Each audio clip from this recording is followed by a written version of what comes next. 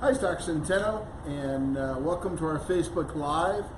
You know, we've done these over in our educational space. Our headquarters here in Colorado has a large classroom where we educate doctors about how to do these things, and that's generally where we've had these.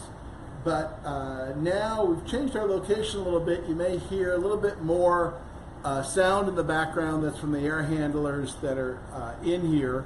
But this is the research lab. And this is where we do our research. So I'm here to answer your questions about stem cells. The topic today, in addition to mixing in some research stuff, will be orthopedic surgeons getting involved or getting interested in stem cells. I was just down in Colorado Springs at an American Academy of Orthopedic surgery event where I lectured on stem cells to orthopedic surgeons. And it was interesting. They're definitely behind the curve, but they are gaining interest. So 7-8 years ago, this stuff was voodoo. Now it's actually gaining some acceptance in the orthopedic surgery community. So that was pretty interesting to see. So by all means, if you have any questions about stem cells, feel free to ask me. I'm happy to answer your questions. So, what do you think? What do you think the orthopedic surgeons are interested in this for? What reason? Yeah, it's interesting. I think that well, it was interesting. One of the guys I talked about, who had been at that conference 7 years ago, said when he talked about stem cells at that point, it was pretty much voodoo. Now they're much more interested. What are they interested in for real? I suspect most of them are interested in adding stem cells to some of their existing surgeries. That seemed to be the big interest. However, they also sort of understand that some of these procedures will reduce the surgery rates. So it's an interesting push-pull there, if you will.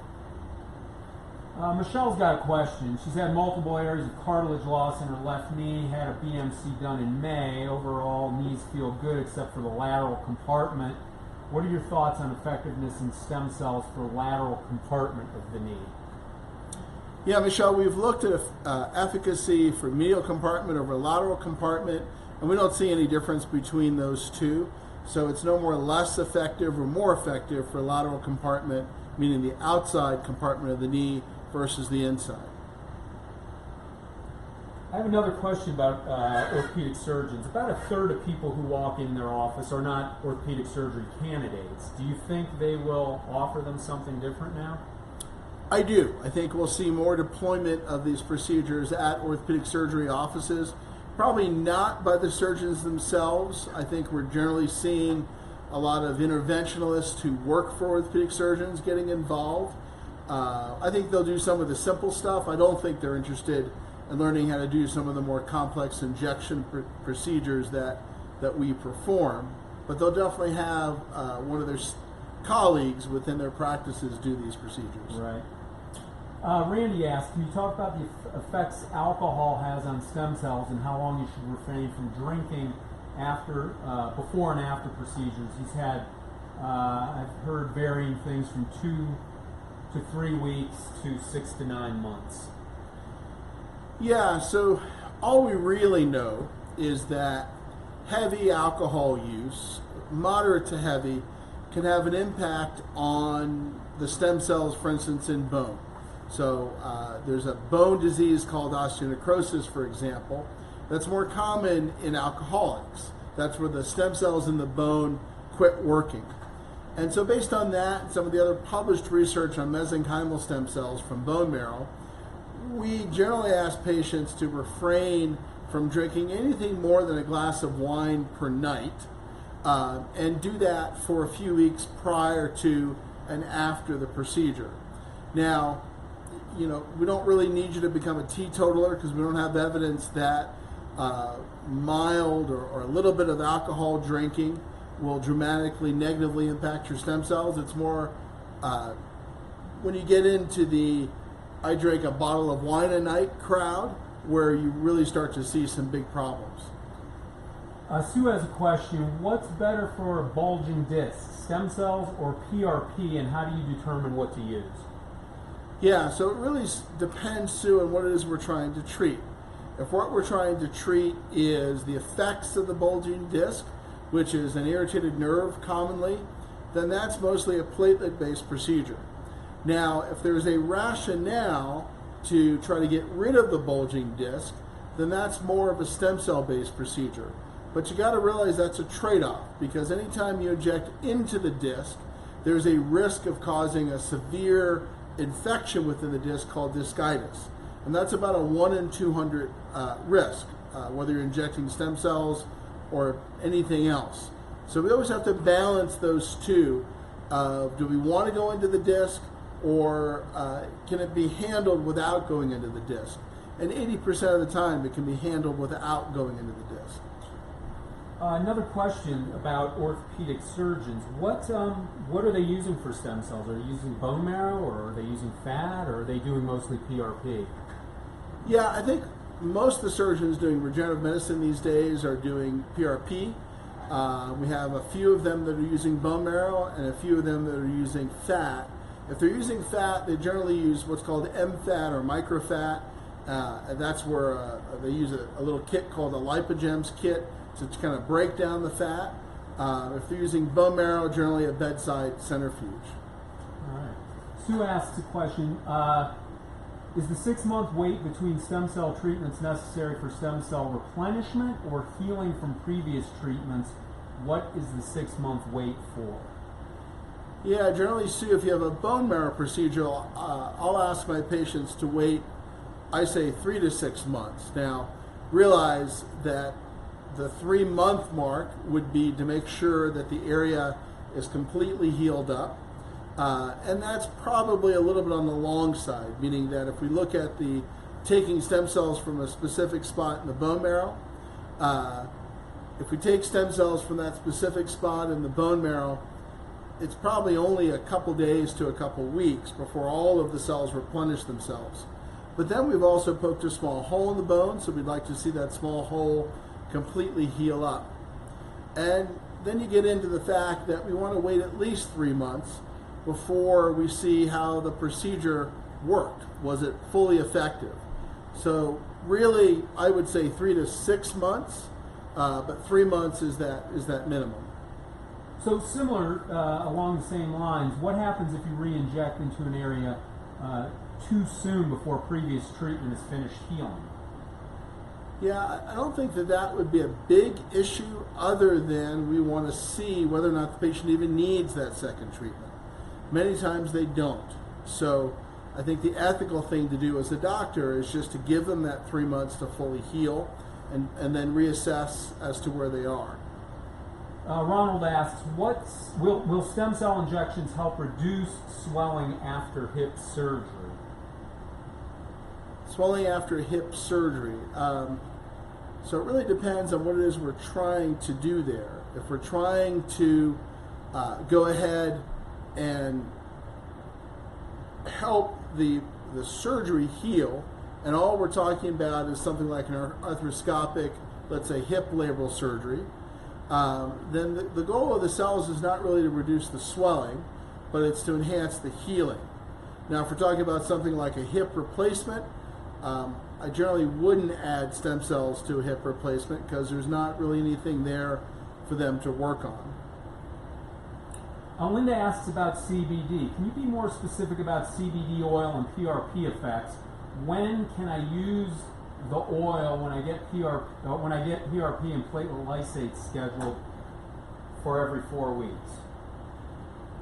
Yeah, no one really knows much about the effects of CBD on PRP. So I would say we have no information on that at this point. We can say that THC, meaning the other parts of the marijuana plant, may affect stem cells negatively based on some of the early research in the lab. However, again, no one really knows a lot about CBD, so I wouldn't be too concerned about it yet, meaning we don't have any information that it's a bad thing. Ronald asks, do you think it would be okay to use the stem cell support formula after having hip resurfacing surgery?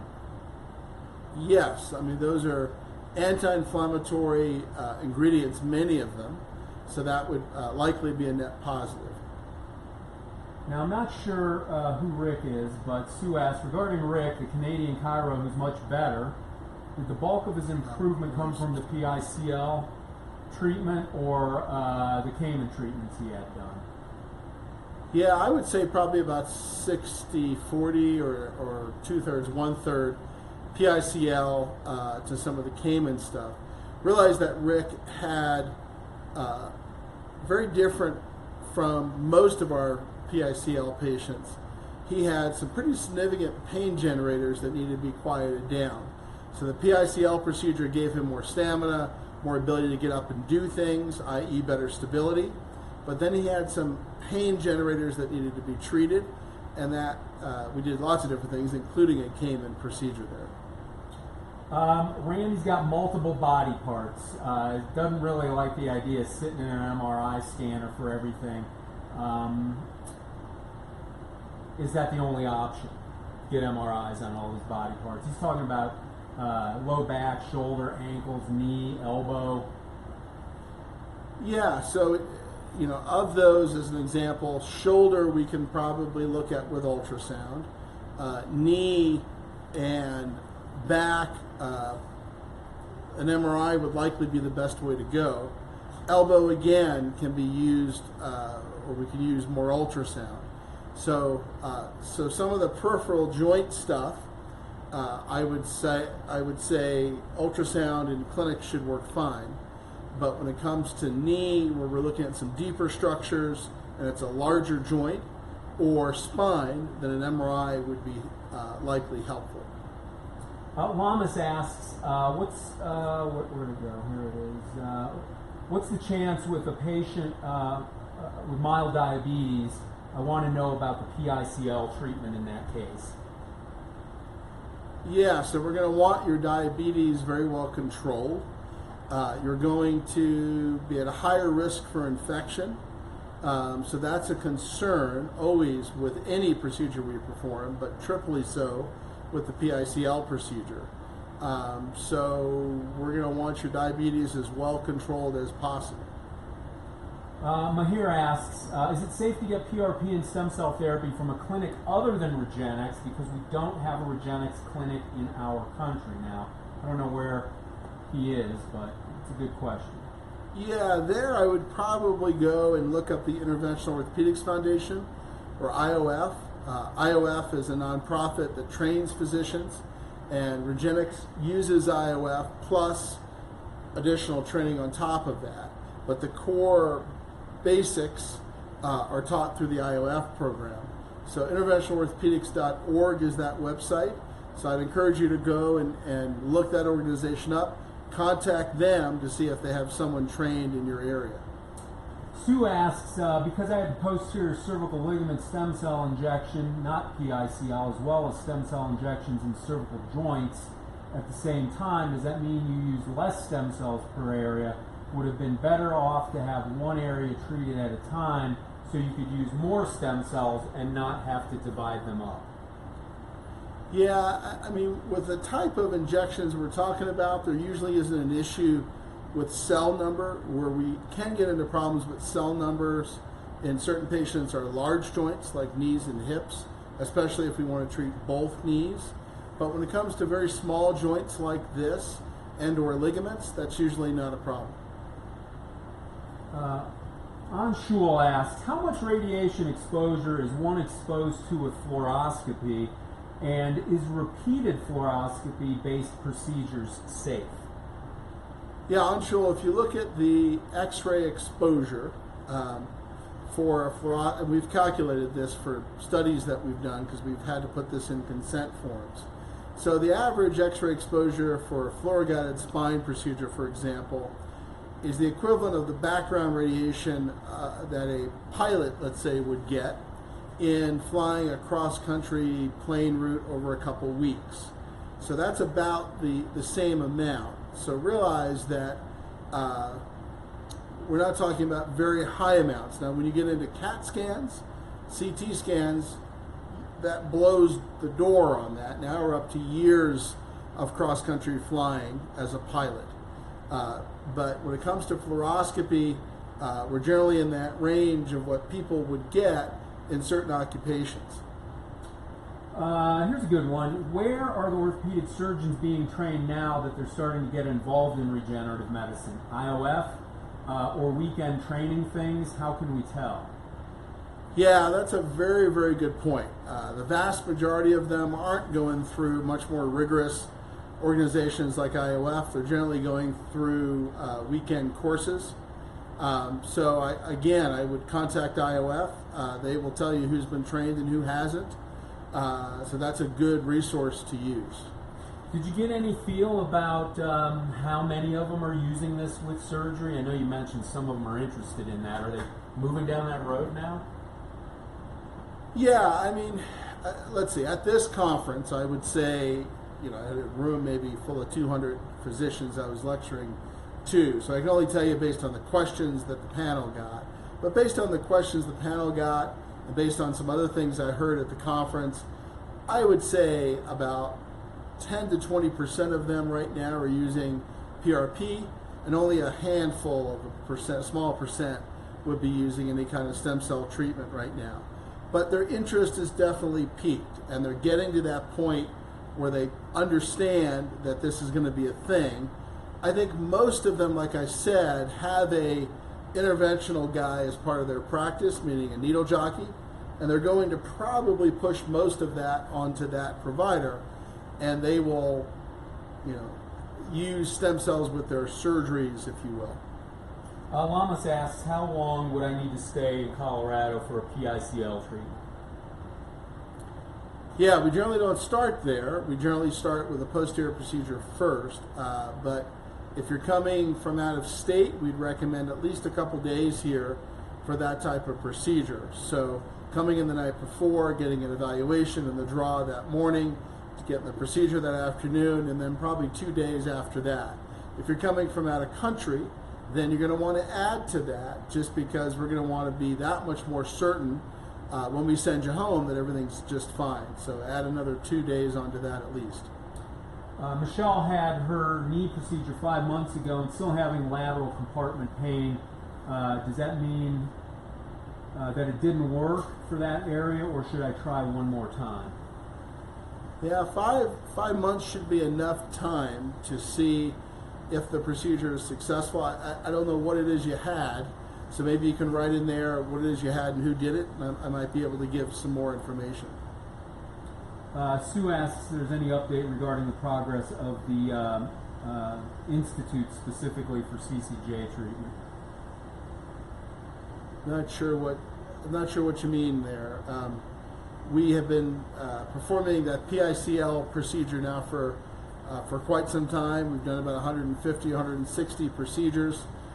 Good results, no complications, but still an investigational type procedure. Hey Mark, you may want to ask them to they can turn the hoods off. Okay. That might help with the sound a little bit. Okay. Michelle said she had BMAC on the lateral compartment there in the knee. Yeah, Michelle, if you could put who did the procedure, what the doctor was, I'll have some better idea of what was done. In the meantime, while Mark is out getting some of the hoods turned off, behind me is a fluorescence activated cell sorter, that little box that you see there. So basically that's a machine that can sort cells, so it can put all the stem cells into one vial, all the macrophages into another, all the smaller neutrophils into another. So that's an interesting machine because it does that at about 30,000 per second. And that doesn't exist in most even university stem cell labs. Each university would have one of those machines, but it's interesting that we've got it sitting here on the counter at our Colorado HQ. Sue wants to know when the trial, PICL trials will be over and when you'll publish some paper on that, some results. Not for a while. We did the first approximately 10 patients as a pilot study. We've now refined some of the criteria that we're using to include patients. So we'll probably process through another, I would say at around 20 patients a year. So that would give us another 2 years to collect the data, and then would submit it for publication after that. Michelle, back to her knee, had the procedure with a doctor in Wisconsin, at an orthopedic office, and he's an orthopedic surgeon, so didn't have our procedure.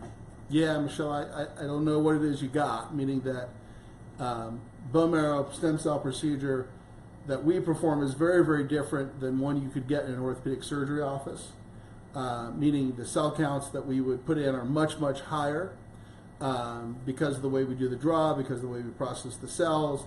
The structures we're treating will be very, very different than what an orthopedic surgeon could do.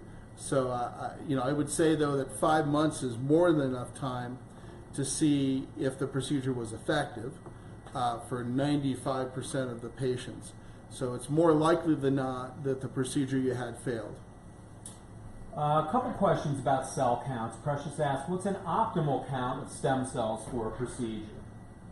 That all depends on which procedure we're talking about. So if we're talking about a knee procedure as an example, we would want to see at least 400 million total nucleated cells per knee. If we're talking about a facet joint procedure, that might be 50 million or less, because those are much smaller joints. So it just depends on the size of the area being treated and what it is we're treating. And along the same lines, what's a healthy count for a PICL procedure? Yeah, I mean, we've not done that research, meaning, as an example, to get to the knee dosing, that took us years to get to that point. So that's not been looked at for PICL, although it will be part of that study. But if I had to estimate what a healthy count would be, I'd say we'd want a minimum of 200 to 400 million total nucleated cells, somewhere in that range. And how many people do you think are counting cells? Is that a common thing? Yeah, it's a very uncommon thing. So as an example, the orthopedic surgery practice that we were just talking about, there's a 99% chance that they had not a clue the number of cells they were putting back in that knee. Why? Because the machines that process this stuff, the simple bedside machines, don't allow you to do that. You have to have a lab to do that. So we count the cells with each one of our procedures, so we know what the dose is, and we know when we have limitations on what it is we can treat. But we're probably one in 200 or 300 clinics that does that uses bone marrow stem cells. Sue said she's a neurosurgeon, said she was a candidate for a C0 to T1 fusion. Do you think I could actually bypass surgery altogether and have your treatment instead? I have CCI and AAI, he says. Yeah, well, I would never sign up for a long fusion like that. That's a prescription for disaster, meaning that you're fusing your entire neck. Now, I don't know your clinical circumstances.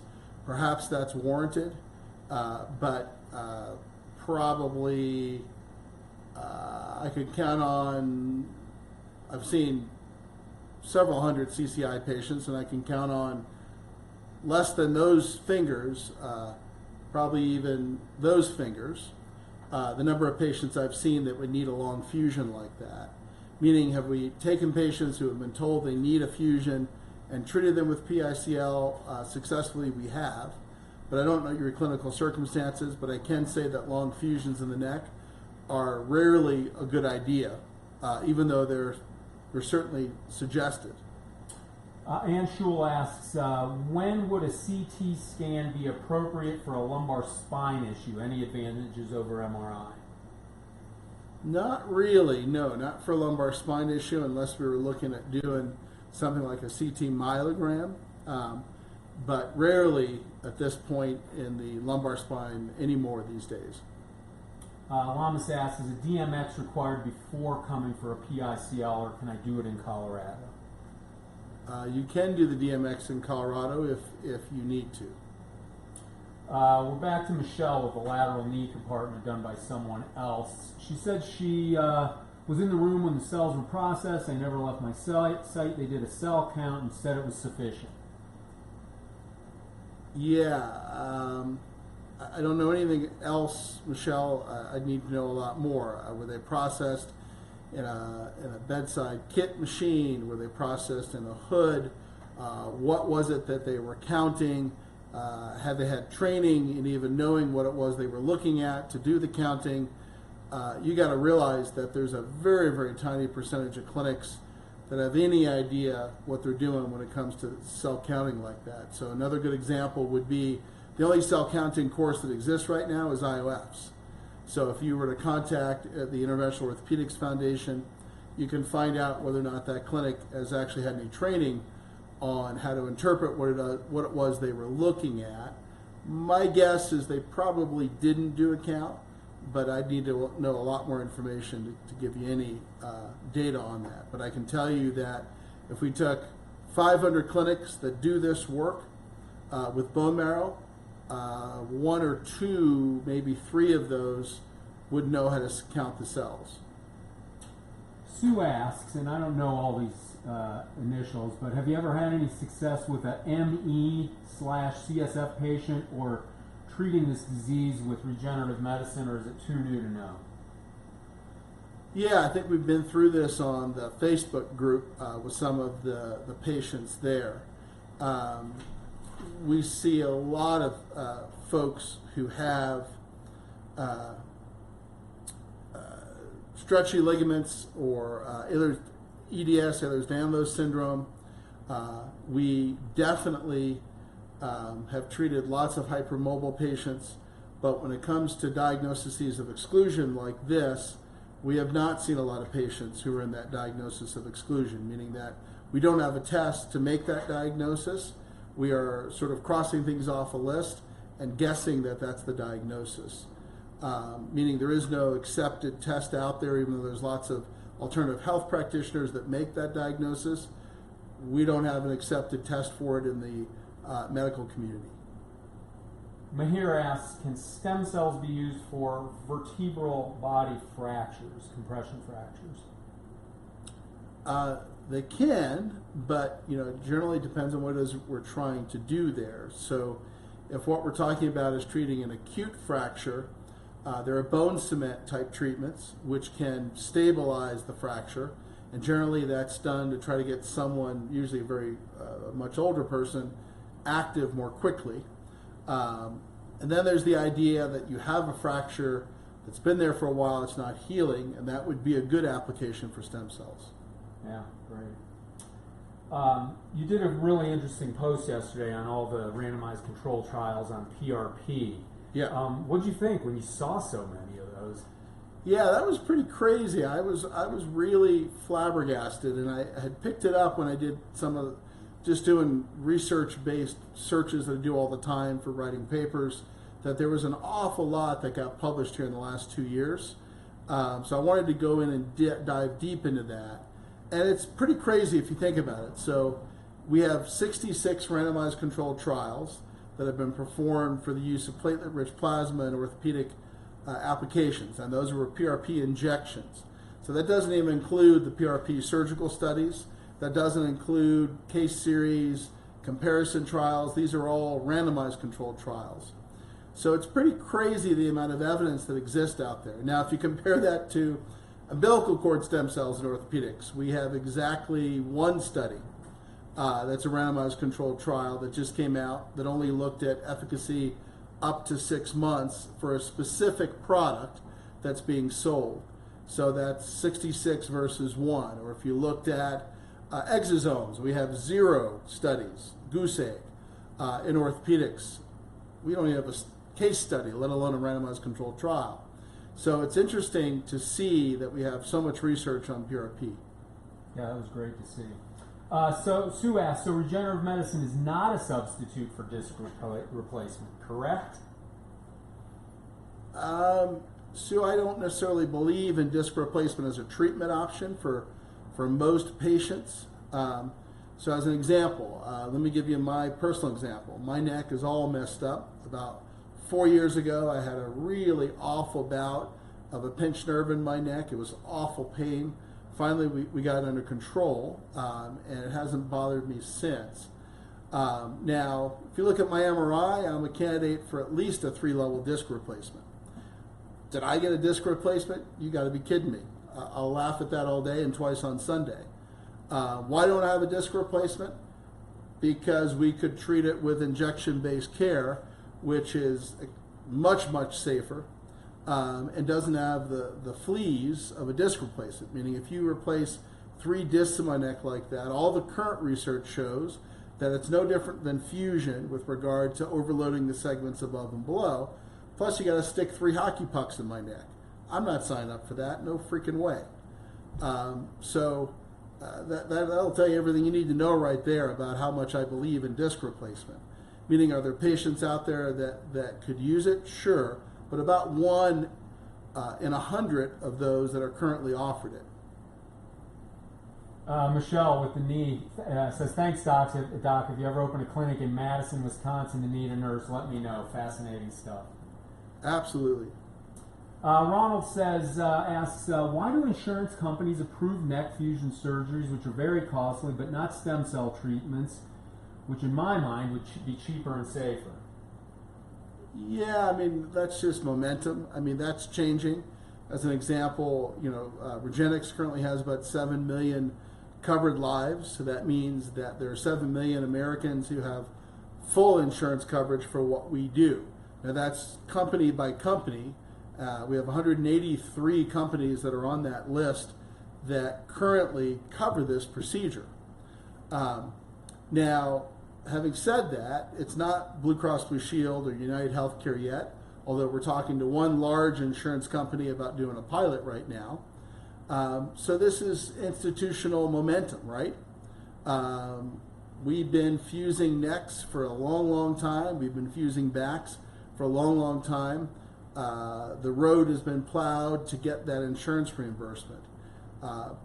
So it's going to take quite a while to overcome that kind of institutional momentum. In addition to that, I can take a screw made for maybe $3 in China, and if I want to make it really well, $10 in China, and I can sell it for $1,000 for use in a cervical fusion. Think about that markup, from $10 to $1,000. That's a hard institutional momentum to go against. No one wants to hear that are selling those screws for $10 for $1,000 that they shouldn't be selling any more $1,000 screws. And some of the momentum I heard around that is they'll sell them in packs of 12, and the surgeon might only use 6, but they have to pay for all 12. Yeah, you've got that. You've got surgeons who are also involved and invested these days in hardware companies. So there's lots of craziness going on there. Then you've got, obviously, the hospitals that are part of that. We've seen massive consolidation in the healthcare industry in hospitals, meaning hospitals joining up with other hospitals, joining up with other hospitals, which then pushes those prices up even higher. Linda asks, do you use a patient's own stem cells to inject into their arthritic knees? Yeah, Linda, that's all we'll use. Now, that's all that's available right now. Realize that anything you've heard about umbilical cord or amniotic stem cells is a scam. What I mean by that is that while there are clinics out there claiming that left and right, Cornell has tested it, UC Davis has tested it, Colorado State University has tested it, our lab have tested all those products. Those 4 labs, 3 university-based and 1 private lab, have all confirmed that all those products are dead tissue, meaning they have no live stem cells at all. So the only cells available to use right now that are stem cells are yours. Nancy has had some procedures with us and still having some knee pain. She's had some bone marrow lesions treated and other, looks like pretty comprehensive knee. Any advice on next steps I should take? I don't want knee replacement. Yeah, Nancy, always very hard to answer those kinds of questions on a Facebook Live, but one of our people will reach out to you and can give you my direct email address, and happy to field an email and try to get a sense of what your pictures look like, what you got treated, and what the next steps might look like. Yeah, that's great. Lamas asks, what's the average time people notice change after PICL treatment? Yeah, so we will, that's a tendon ligament procedure, so meaning it's tendon ligament healing that we kind of lump together there. So we won't even make the call as to whether or not the procedure helped till about 3 to 4 months after the procedure. And then at that point, we're generally making that call, let's say at 4 months, yes, it helped, but we need to do another one, and then getting the patient back on the schedule at around 6 months.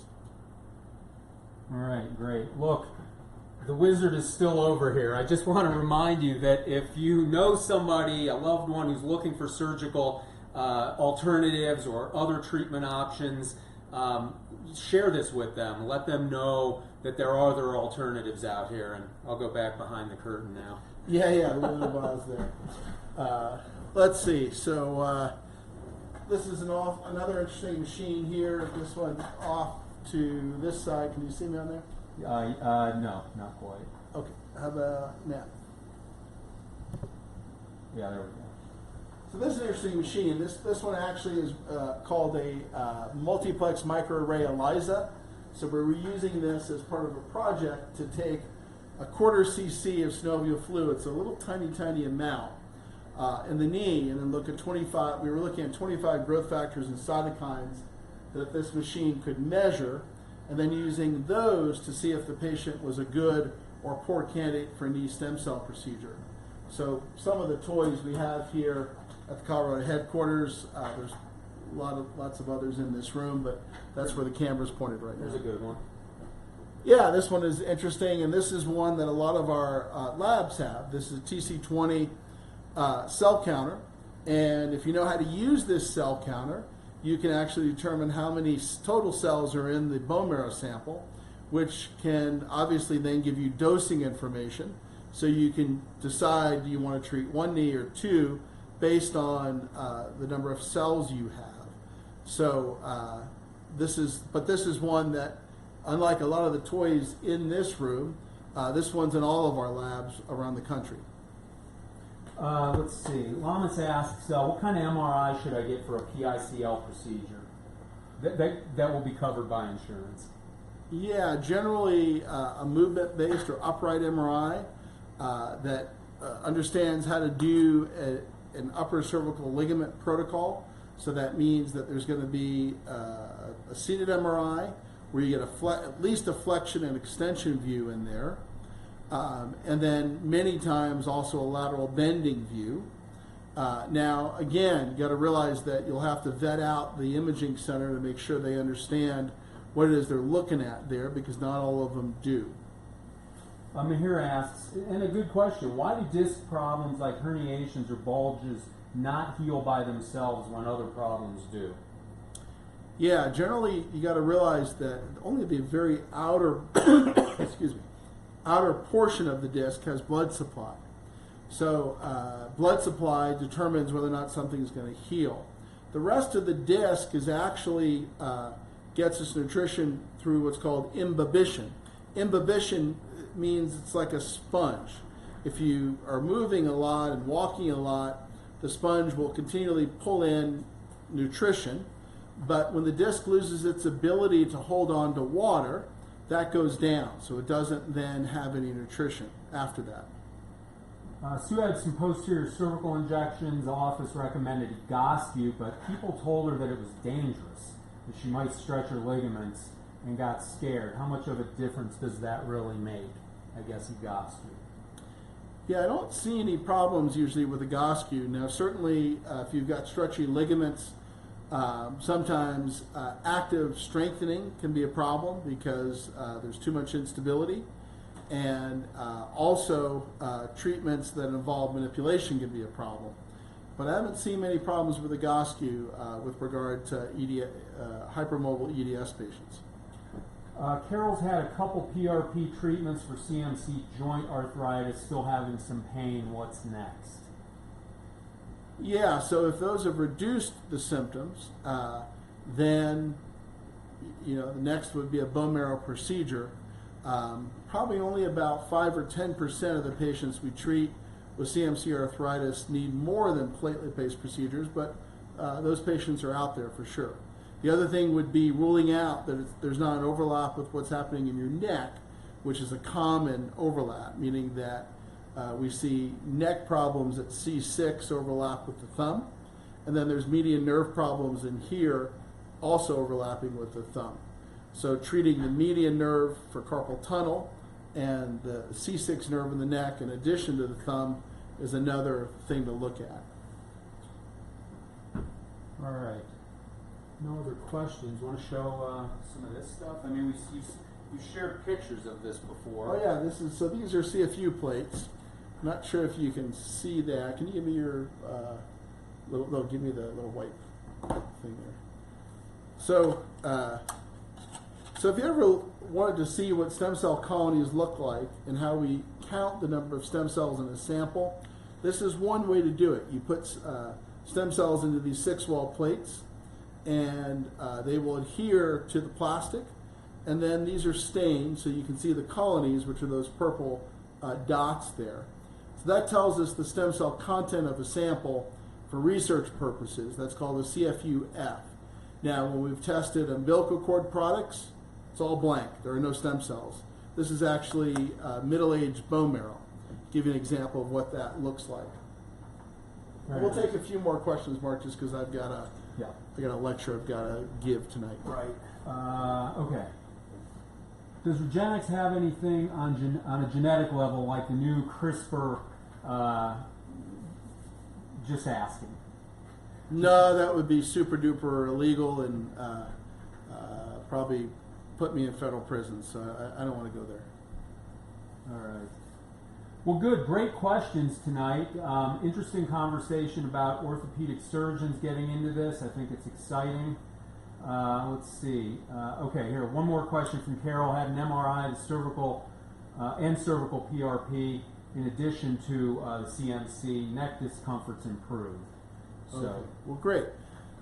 So then I would say probably stem cells, Carol. Hey guys, thanks so much for attending our Facebook Live. I've got actually a lecture I've got to give tonight for the Interventional Orthopedics Foundation to some doctors online, so I'm going to get ready for that. But I appreciate you coming, and we'll be back here next week on Monday.